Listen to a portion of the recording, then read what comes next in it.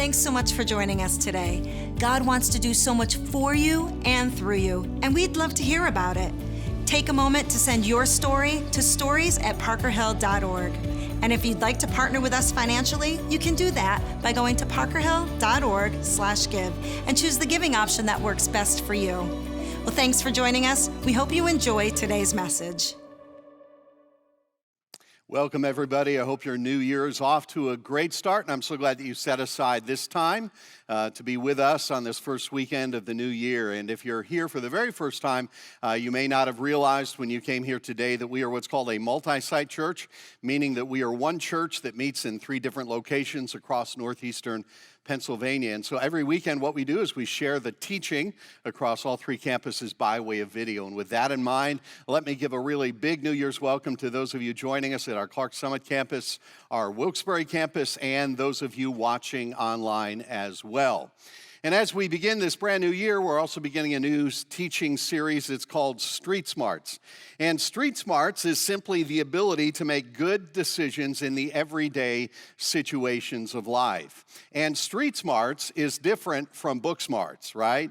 Because we all know people who do really well on an SAT who don't do really well in life. And so Street Smarts isn't about having a lot of knowledge. It's about having a lot of judgment when it comes to living life and living it well. Another phrase that's similar to Street Smarts would be common sense, or an even better word would be this word, wisdom. And for the first 5 weeks of this brand new year, this is what we're going to be talking about. We're going to be talking about wisdom and how we find wisdom and how we live with wisdom in some very important areas of our lives. And so as we jump in today to this first message in this brand new series, I thought I'd begin by telling you a story about something that happened in our family, and it's a moment that we still talk about and laugh about today. So this was 17 years ago. Christmas 2001, we were traveling to visit my family. They lived in Wisconsin at the time. And being a pastor, I had to wait till all the Christmas Eve services were over, and then we hopped in the car about 7 o'clock in the evening and headed west. And our kids were real small at the time, just a year old and 5 years old. And we thought, you know what, let's just drive through the night so that they can sleep. So we head out Christmas Eve about 7 o'clock, and a few hours down the road, I look at the gas gauge, and we're getting a little bit low on fuel. But I mentally calculated how much farther we could go and when I would have to stop. And we were traveling across Interstate 80, and I've traveled that road many times, so I know where all the good places are to stop. So I did the math in my head, and I figured, you know what, we can stop at Clarion, Pennsylvania, because there's 3 great big gas stations right off the exit there, really convenient, so that was my plan. So we're getting up to the exit on Christmas Eve, and I get off the exit, I come around the turn, and it was like a ghost town. Every gas station was closed. And also every restaurant was closed. The only thing open was this one hotel. And it was about that time that my wife woke up. And she said, honey, you know, I don't think it's a good idea to let the gas get that low at 11 o'clock at night on Christmas Eve when it's 20 degrees outside. And I'm like, well, it's okay. We'll figure it out. Like, the leader of the family is in charge. Right? But the tension went up a little bit. And then it went up a little bit more when this little light on the instrument panel came on in the shape of a gas pump, that light. And do you know what they used to call those lights? Idiot lights, yeah, which seemed very appropriate at that moment, okay? So I get off the exit, nothing is open, I pull up to the hotel, I go inside, and I said to the guy behind the desk, I said, is there a gas station around here anywhere that's open? And he said, well, it is Christmas Eve. I'm like, I know, I work at a church. He said, there's a Unimart that's open 24 hours usually, but I don't know if they're open tonight. They're, about 10 miles down the road. So I thought, you know what, I'm going to go for it. It's either that or stay overnight in Clarion, Pennsylvania at a hotel on Christmas Eve. So got back in the car, again, the tension's a little bit high, and drove to the Unimart, and thankfully, they were open. So I put gas in the car. I'm about to go inside to get a cup of coffee and get back on the road. Before I go inside, I said to my wife, I said, honey, is there anything you want me to get when I go inside? And she said this, and I still remember it. We still laugh about it today. And she said it with a smile. She said this. She said, while you're in there, why don't you see if you can buy some common sense? Yeah. Now, here's my point. Don't you wish it were that easy? I mean, don't you wish you could just send your husband into the convenience store or your kids into the convenience store to get some common sense, to get some street smarts, to get some wisdom? But here's the truth. Wisdom does not come from a convenience store. If you want to have wisdom, you have to pursue it.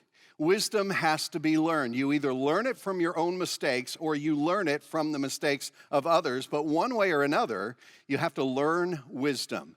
You've got to go after it. You've got to pursue it. But if we are willing to pursue wisdom, there is a big payoff for that. Here's what Proverbs 3 says. It says, "Blessed are those who find wisdom, those who gain understanding, for she is more profitable than silver and yields better returns than gold. She is more precious than rubies. Nothing you desire can compare with her." So wisdom is valuable. And because of that, over the next 5 weeks, we're going to be pursuing wisdom together as a church, because I think we need wisdom more than ever before. We live in a world today where we're drowning in information but starving for wisdom.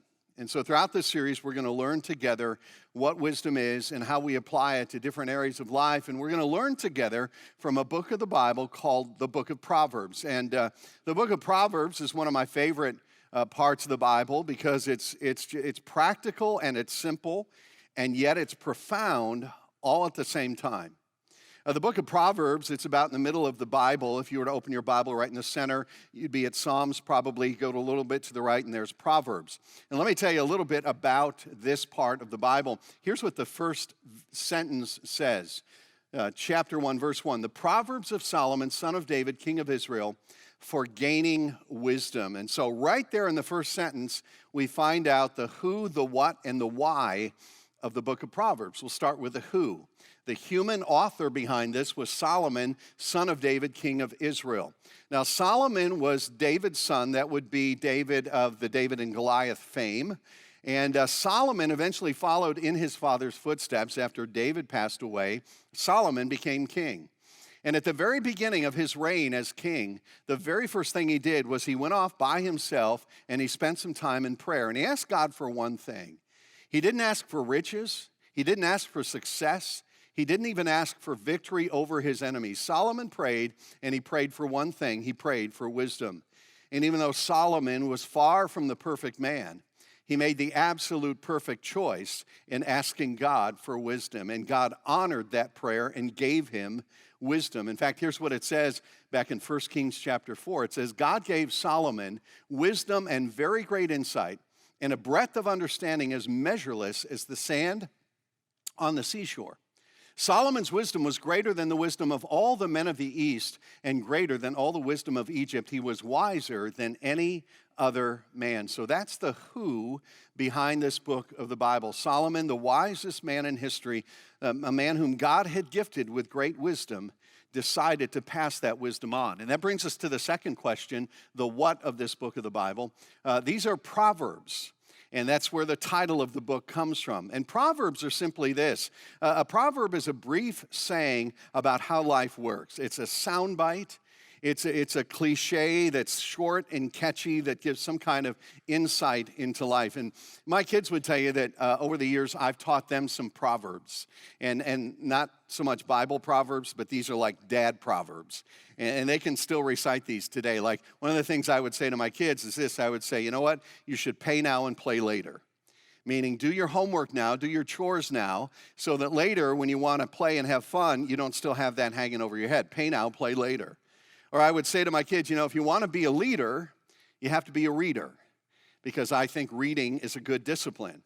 Or I would say to them, the dullest pencil is better than the sharpest mind, because sometimes they would forget things. And I would say, you know what, you ought to write that down, because the dullest pencil is better than the sharpest mind. And they would say, oh, Dad, I know, you always say that.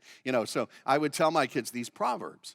And that's what Solomon does. He takes the wisdom that God had given to him and he puts it into these short, catchy phrases to pass on to others. And that brings us to the why. The proverbs that Solomon recorded are for gaining wisdom, so that those who read this collection of proverbs inspired by God through Solomon would gain wisdom. And what's really interesting to me is this, that Solomon most likely compiled the book of Proverbs for his son.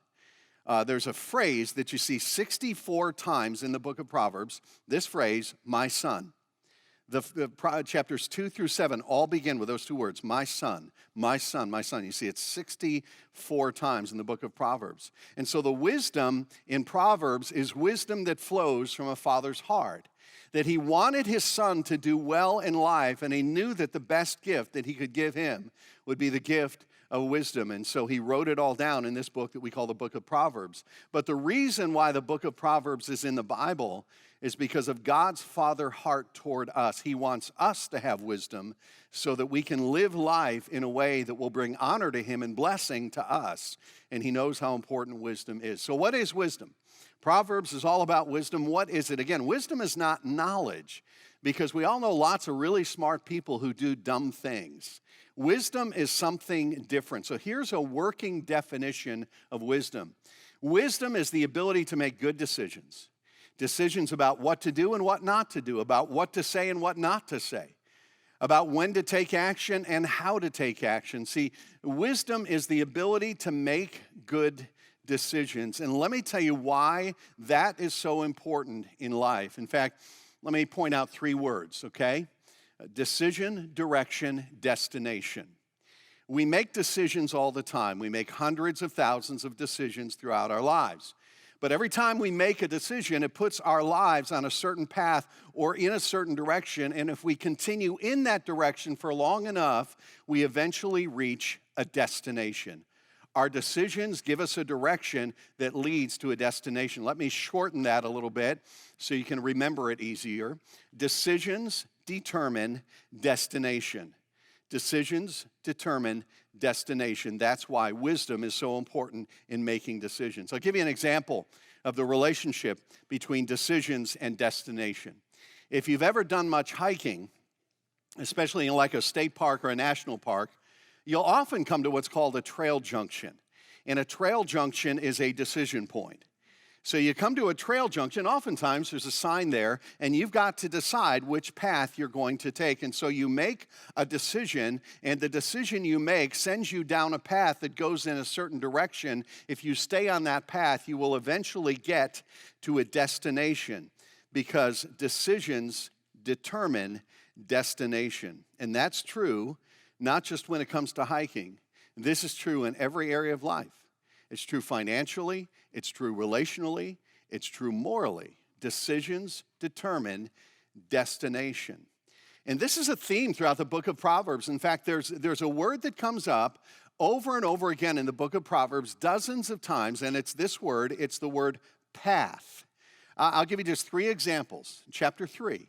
Trust in the Lord with all your heart and lean not on your own understanding. In all your ways submit to him, and he will make your paths straight. Chapter 4, the path of the righteous is like the morning sun shining ever brighter to the full light of day. Chapter 15, the way of the sluggard is blocked with thorns, but the path of the upright is a highway. So this word path comes up over and over again in the book of Proverbs. And the point is this, that all of us are moving through life. All of us are walking through life, and we make decisions about what path we're going to take. And the decision we make to go on a certain path determines the direction we're going, which ultimately leads us to a destination. Now, that's not new information. Like, probably all of us know that and understand that at some level, but here's what is so shocking to me. What's so shocking to me is how many people ignore the connection between our decisions and our destination. Like the young lady who says, someday I'm going to marry a great guy. I'm going to marry a guy who's mature, we're going to have a lot in common, and most importantly, I'm going to marry a guy who is a follower of Christ. Someday when I get married, I'm going to marry a guy with strong faith and strong character. But for now, I'm going to date anybody who asks me out, especially if they're cute. Okay, there's a disconnect there between decisions and destination. Or the dad who says, I want our family to be a unit. I want my kids to want to get together with me and with their siblings, even if they don't have to. Like, my goal is to have a close-knit family. But for now, I'm going to work every day of the week and hardly ever be at home. Like those decisions don't lead to that destination. Or the couple who says, you know what, someday we're going to be debt-free, and we're going to have financial margin, we're going to have a savings account, we're going to be able to be generous. But for now, we just need a couple more credit cards. Like there's a disconnect there. The parents who say, you know what, we want to raise our kids in the church. We want our children to know that the highest priority in their lives is their relationship with God. When they leave home, we want them to have, a spiritual foundation that they're going to take with them through college and beyond.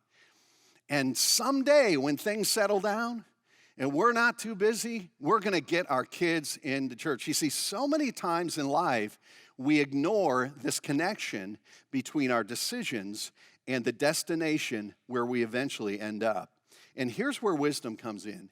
We need wisdom to make the right decisions, because wisdom helps us understand the path and where every path eventually leads. So here's what I want to do for the rest of our time. I just want to look at one passage of Scripture in chapter 4 in Proverbs. And the first few chapters of Proverbs are kind of an introduction. And in chapter 4, I think we get some ideas here about what it takes to be a person of wisdom, what it takes to walk the path of wisdom. And I think there are three things we have to do. Number one is this: don't wait. Don't wait. And here's what I mean by that. The best time to pursue wisdom is not tomorrow, not next week, not a year from now. The best time to pursue wisdom is today.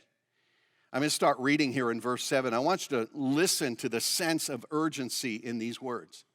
The beginning of wisdom is this: get wisdom.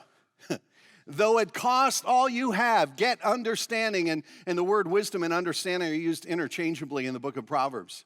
Cherish her, cherish wisdom, and she will exalt you. Embrace her, and she will honor you. Listen, my son, there's that phrase, accept what I say, and the years of your life will be many. I will instruct you in the way of wisdom and lead you along straight paths. When you walk, your steps will not be hampered. When you run, you will not stumble. Hold on to wisdom. Do not let it go. Guard it well, for it is your life. Do you hear the sense of urgency in those words? He's saying, get wisdom, no matter what it may cost. Get wisdom, and then hold on to it. So the time to pursue wisdom is now, right now. And let me tell you why this is so important to understand. Let me go back to my hiking analogy, okay? So you come to that trail junction, and you have to make a decision, and that decision puts you on a particular path. But here's something that you need to understand whenever you're choosing a path for your life. The longer you stay on the wrong path, the farther you get from the right destination, because those pathways begin to diverge. And the longer you're on the wrong path, the farther you will be from the place you actually wanted to be in your life. And here's the second thing: the longer you stay on the wrong path, the harder it is to get back to the right path. Because when you're hiking, like in the wilderness, you can't just go from the wrong path and cut across to the right path without a chainsaw and a machete to get through the underbrush, or sometimes there's a ravine in between. So you've got to go all the way back to where you made the wrong decision and get on the right path and do that again. And so if you do this when you're hiking, you can lose hours of time trying to get back on the right path. But listen, when you choose the wrong path in life, you don't lose just hours or days. You can lose a season of your life. And nobody wants that. Nobody wants to wake up in their 50s and look back and wish they had chosen a different path in their 20s. And that's why the sooner you choose the right path, the better off you're going to be. So don't wait. Don't wait to pursue wisdom. And listen, if you're hearing this message and you're young, and I'll let you define that, but if you're young, this is the time in your life to pursue wisdom. It is especially important to you. Remember, Solomon was writing these words to his son. His name was Rehoboam. He was probably a teenager at this point in time. Solomon takes all this God-given wisdom. He says, son, I want you to embrace this and don't wait. And I'll tell you why this is so important. Because here's the message young people in our culture hear every single day. The message they hear is this: you're young, have fun, go out and get drunk, hook up, sleep around, because after all, you're only young for a little while, and that's what young people do, so enjoy it while you can. And then someday when you grow up, you can settle down and get serious about God and get serious about life and live with a little bit more wisdom. I mean, that is the message of our culture. And tragically, that's the message that many parents give to their kids as well. And that's terrible advice. Because the longer you stay on the wrong path, the harder it is to get back to the right path and to the right destination. And the decisions you make in your 20s, you look back on in your 40s and your 50s. There's a book that came out a few years ago. It's a really great book. It's called The Defining Decade: Why Your 20s Matter and How to Make the Most of Them Now. It was written by Meg Jay, PhD. She's a doctor. She's a clinical psychologist, actually, at the University of Virginia, and she specializes in working with 20-somethings. Did a great TED Talk a couple of years ago, and in her book, she wrote some things that I think are profound. Let me just read a couple of paragraphs here. She said, in a single generation, the 20-something years turned from being defined by responsibility and adulthood into one defined by experimentation, drifting, and non-commitment. The 20s have become an extended adolescence. However, she says, about 80% of life's most significant events take place before age 35.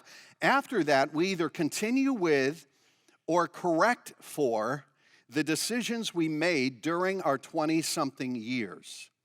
In a study of lifespan development, researchers at Boston University examined dozens of life stories written by prominent, successful people toward the end of their lives. The researchers were interested in discovering the circumstances that had the strongest influence on how their lives unfolded. While important events took place from birth until death, the events that made the greatest difference were most heavily concentrated during the 20-something years. Here's what she's saying: that some of the most important decisions we make in our lives, we make when we're young, which is why Solomon says, get wisdom and don't wait. Get on the right path right now. So number one, if you want to get wisdom, you want to be on the right path, number one, have a sense of urgency about it, don't wait. Number two is this: don't swerve. And here's what I mean by that. Every day, as we try to walk the path of wisdom, we're going to be surrounded by people who try to pull us onto a different path. I want to keep reading here in Proverbs chapter 4, and I want you to hear these words of warning from a father to his son. Here's what Solomon says. He says, do not set foot on the path of the wicked or walk in the way of evildoers. Avoid it. Do not travel on it. Turn from it and go on your way, for they cannot rest until they do evil. They are robbed of sleep until they make someone stumble. They eat the bread of wickedness and drink the wine of violence. Then he says, the path of the righteous is like the morning sun shining ever brighter till the full light of day, but the way of the wicked is like deep darkness. They do not know what makes them stumble. And here's the point: as we seek to follow the voice of God, there are going to be a lot of other voices competing for our attention, trying to convince us to walk a different path. And here's the truth: if you want to follow the path of wisdom, it will sometimes be a very lonely path to walk, because there aren't that many people who want to walk that path. In fact, Jesus talked about this, Matthew chapter 7. He said, wide is the gate and broad is the road or the path that leads to destruction, and many enter through it. But small is the gate and narrow the road or the path that leads to life, and only a few find it. Let me say this as honestly as I can. If your life looks like everybody else's life, if you're doing what everybody else is doing, then there's a really good chance that you're not walking the path of wisdom. You're probably walking that broad path with lots of people on it, and you're just fitting in with everybody else around you. But if you're going to choose the path of wisdom, it's going to be narrow, and there's not going to be a lot of people around you walking that path. And there are going to be times when it feels like you don't fit in. There are going to be times when you're going to feel a little bit lonely. And there are going to be times when you're going to be tempted to swerve from that narrow path of wisdom to that broad path that eventually leads to a different destination, the destination of destruction. And when you're tempted to do that, just remember these words, Proverbs chapter 4, verse 18. Here's the path of the righteous. It's like the morning sun shining ever brighter until the full light of day. Is that what you want for your life? Or this? But the way of the wicked is like deep darkness. They do not know what makes them stumble. That last verse, I read that, and I couldn't help but think about this movie that came out recently on Netflix. It's called Bird Box. And it's a Netflix movie. It just came out a few weeks ago. It's been incredibly popular. Like 45 million people have watched this on Netflix, according to what I understand. And it's kind of a troubling movie. It's not a movie I would recommend. It's rated R, not that I recommend movies anyway. But the plot of this movie is that there's these creatures who have been set loose in the world. And if you look at them, it literally drives you crazy. It drives you mad. And so the only way to survive at the end of the world now is to stay inside your home with your curtains drawn, which Netflix wants everybody to do. So I think that's why they produced this movie. So you had to stay inside with your curtains drawn, and if you went outside, you had to have a blindfold on. So Sandra Bullock, who stars in the movie, she's a mom with these two kids that are trying to survive. And so whenever they go outside, they have to put these blindfolds on so they don't see this thing. And so what's happened now that so many people have watched this movie, people are trying now what's called the Bird Box Challenge. I'm not making this up. Where people will put blindfolds on and go out and try to reenact scenes from the movie and actually injure themselves in the process. Like Netflix had to put out a warning, please do not do this. So I really think it is the end of the world when we start doing stuff like this. But I was thinking about this, and I was thinking, you know what? That's such a good picture of the world that we live in, where so many people willingly blindfold themselves to the truth of God, and they walk through life in darkness that they have chosen, bumping into things constantly, injuring themselves emotionally and relationally and spiritually. And my question is that how you want to live? Or do you want to be on this path of wisdom where it shines brighter like the sun every single day? See, don't swerve, Solomon says. He says, don't wait. Have an urgency about this. Don't swerve. And then the third thing is this, don't waver. Don't waver. Beginning in verse 20 here, he's speaking to his son, and he's trying to just beg with him to stay on this path of wisdom, to stay focused on it. Listen to some of the words that are highlighted here. He says, my son, pay attention to what I say. Turn your ear to my words. Do not let them out of your sight. Keep them within your heart, for they are life to those who find them and health to one's whole body. Above all else, guard your heart, for everything you do flows from it. Like that could be a whole message just on that verse. Keep your mouth free of perversity. Keep corrupt talk far from your lips. Let your eyes look straight ahead. Fix your gaze directly before you. Give careful thought to the paths for your feet, and be steadfast in all your ways. Do not turn to the right or to the left. Keep your foot from evil. Do you hear those words? Pay attention. Look straight ahead. Fix your gaze. Be steadfast. Solomon is saying to his son and to us, don't waver. Stay on the path of wisdom, even when it doesn't make sense at the moment, even when it's difficult. Stay on the path of wisdom. And do you know what I believe is the number one reason why we waver? The number one reason why we just stop seeking God's wisdom? Do you know what I think it is? I think the number one reason is pride. We think we have it all figured out. We think we don't need God. We don't need his wisdom. We think I can handle this on my own. That's why it said this back in Proverbs chapter 3, trust in the Lord with all your heart and lean not on your own understanding. In all your ways submit to him, and he will make your paths straight. Then verse 7 says this, do not be wise in your own eyes. And see, we all like to lean on our own understanding. We all like to be wise in our own eyes. Because the primary religion in the United States of America is the religion of self-reliance. That is our core religion. I don't need God. Not sure I even need other people. I can handle life on my own. I've got it all figured out. And we drift towards self-reliance instead of staying on the path of wisdom. and it ends up hurting us. And we can all do that. I do that myself. Funny story, a couple of days ago, I had a sweatshirt that got some grease on it because I was working on a car. And it was an almost new sweatshirt, so I wanted to get the grease out of it, so I wanted to wash it right away. And I thought I would pre-treat it, but we were all out of shout or spray and wash to pre-treat it, so I couldn't do that. So I thought, you know what I'll do? I'll put some laundry detergent directly on the stain and pre-treat it that way. But I couldn't do that. You know why? Because we use these things, Tide Pods.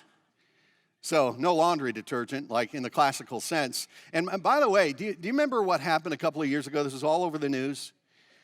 Kids would actually put these in their mouths because they're so brightly colored, they look like candy. And they had a real problem with this. So now all of the packaging is child-proof. And there's this big warning label on the front and on the back. It says this: harmful if put in mouth or swallowed. Pods can burst if children put them in mouth or play with them, because that membrane dissolves in saliva pretty quickly. So I'm trying to clean up this sweatshirt. I got this stain on it, need to pre-treat it. So I think to myself, you know what? All I have to do is take a knife or a pair of scissors, cut a little hole in that, and I could use that to pre-treat the sweatshirt. But the thing is, I didn't have a knife or any scissors. And I was too lazy to go look for them. So I thought, if I just bite a little hole in this with my canine teeth right here, I'll bet I could do that. So I held it up there and I bit it, and it worked. Except for the fact that I didn't realize exactly how much pressure I was exerting on it as I was holding it up to my tooth to bite into it. And when I bit into it, it immediately emptied into my mouth. And that reflex reaction kicked in, and I swallowed. I'm not making this up.